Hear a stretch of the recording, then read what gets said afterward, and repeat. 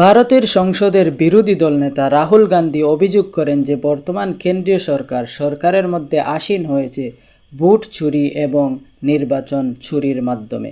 সেটা কিভাবে রাহুল গান্ধী বলেন সেই বিষয়টা আপনাদের সামনে আজকের এই ভিডিওতে আমরা আলোচনা করব সেই বিষয় নিয়ে, যেখানে রাহুল গান্ধী আলোচনা করেছেন এবং দেখিয়ে দিয়েছেন যে কিভাবে ভোট চুরি করা হয়, নির্বাচন চুরি করা হয়। সেই বিষয়ে আজকের আমরা এই ভিডিওতে আলোচনা করব।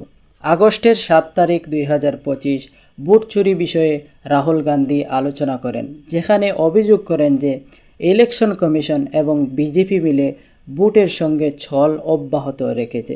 তিনি দাবি করেন মাত্র মহারাষ্ট্রেই 1 কোটির বেশি মিষ্টি ভোটার, এছাড়া কর্ণাটকের মধ্যে, হরিয়ানার মধ্যে, মধ্যপ্রদেশের মধ্যে, ছত্তিশগড়ের মধ্যে, উত্তরাখণ্ডের মধ্যে, এভাবে তিনি কয়েকটি স্টেটের মধ্যে বলেন যে এভাবে ভোটকে চুরি করা হয়েছে।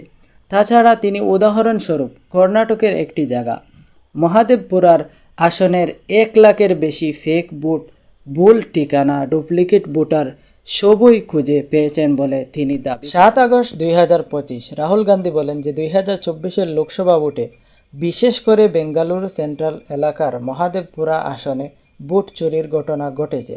প্রায় 1 লাখ ভোট মিথ্যা হিসেবে যোগ করা হয়েছে। তিনি উল্লেখ করেন যে 11,965 ভোট ডুপ্লিকেট ভোট রয়েছে এবং 40,009টি ভোট রয়েছে ভুল ঠিকানার সাথে এবং 10,452 জন বাল্ক ভোটার রয়েছে, একই ঠিকানায় গণভোটার রয়েছে এবং 4,132 জন অনিয়মিত ছবি, মানে ছবি এমনভাবে যেটা চেনা যাচ্ছে না অথবা ছোট ছবি,